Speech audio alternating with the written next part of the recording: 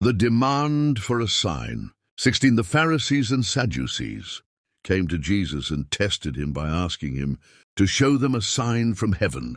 He replied, "When evening comes, you say, 'It will be fair weather, for the sky is red.' And in the morning, 'Today it will be stormy, for the sky is red and overcast.' You know how to interpret the appearance of the sky, but you cannot interpret the signs of the times. A wicked and adulterous generation looks for a sign, but none will be given it except the sign of Jonah." Jesus then left them and went away. The yeast of the Pharisees and Sadducees. When they went across the lake, the disciples forgot to take bread. "Be careful," Jesus said to them. "Be on your guard against the yeast of the Pharisees and Sadducees." They discussed this among themselves and said, "It is because we didn't bring any bread."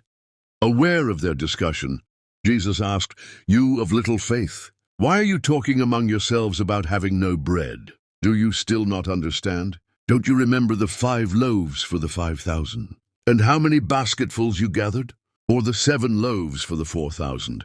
And how many basketfuls you gathered? How is it you don't understand that I was not talking to you about bread? But be on your guard against the yeast of the Pharisees and Sadducees." Then they understood that he was not telling them to guard against the yeast used in bread, but against the teaching of the Pharisees and Sadducees. Peter declares that Jesus is the Messiah.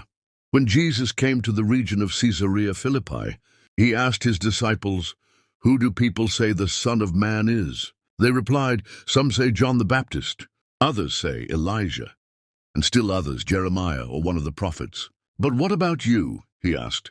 "Who do you say I am?" Simon Peter answered, "You are the Messiah, the Son of the living God." Jesus replied, "Blessed are you, Simon, son of Jonah, for this was not revealed to you by flesh and blood, but by my Father in heaven. And I tell you that you are Peter, and on this rock I will build my church, and the gates of Hades will not overcome it. I will give you the keys of the kingdom of heaven. Whatever you bind on earth will be bound in heaven, and whatever you loose on earth will be loosed in heaven." Then he ordered his disciples not to tell anyone that he was the Messiah. Jesus predicts his death. From that time on, Jesus began to explain to his disciples that he must go to Jerusalem and suffer many things at the hands of the elders, the chief priests and the teachers of the law, and that he must be killed, and on the 3rd day be raised to life. Peter took him aside and began to rebuke him. "Never, Lord," he said. "This shall never happen to you." Jesus turned and said to Peter, "Get behind me, Satan. You are a stumbling block to me. You do not have in mind the concerns of God, but merely human concerns." Then Jesus said to his disciples, "Whoever wants to be my disciple must deny themselves and take up their cross and follow me. For whoever wants to save their life will lose it, but whoever loses their life for me will find it. What good will it be for someone to gain the whole world, yet forfeit their soul?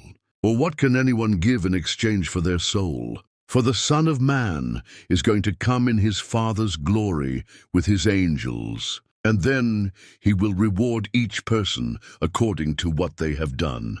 Truly I tell you, some who are standing here will not taste death before they see the Son of Man coming in his kingdom."